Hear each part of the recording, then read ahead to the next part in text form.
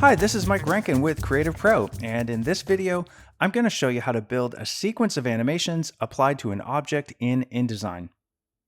In my example file here, let's say I have a toy store where I sell these robots, and the red robots aren't really selling very well, so I'm going to offer them at a big discount.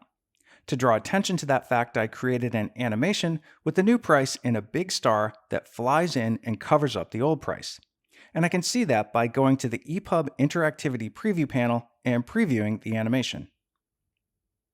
But I want that price to draw even more attention to itself by pulsing after it slides into place. So that's two separate animations that I want to apply to the star. InDesign won't allow me to do that, but there is an easy workaround. All I have to do is create a second object that's invisible, with no stroke and no fill, and group it with the star. Then I can apply the second animation to the group and get the effect that I want. So if I select my star and look in the animation panel, I can see that currently it's set to fly in from the right on page click. Now to apply the second animation, I have to create my invisible object. So I'll grab the rectangle frame tool and I'll just draw a little rectangle next to my star. I'll select both the rectangle and the star and group them. And in the animation panel, I can see that now I have a group selected, and from the preset menu, I'll choose Pulse.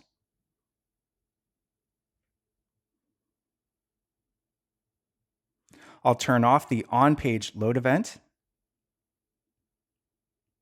and instead I'll choose on-page click, which is the same as what I applied to the star. And back in the preview panel, I'll press the stop button to clear the old preview and the play button to create a new one and preview my new effect. I can also use the timing panel to further refine my animation effect.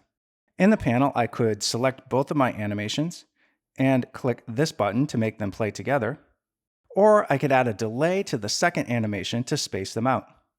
In this case, I'll select the group animation and add a 1-second delay. That way the pulse won't start until 1 second after the star is done flying in from the right. Again, I'll preview that. And there's the effect that I want. So that's a tip for how to apply a sequence of animations to an object in InDesign.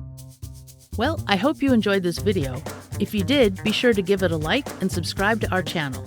And for thousands more how-to articles and tutorials, visit our website, creativepro.com, and become a member today.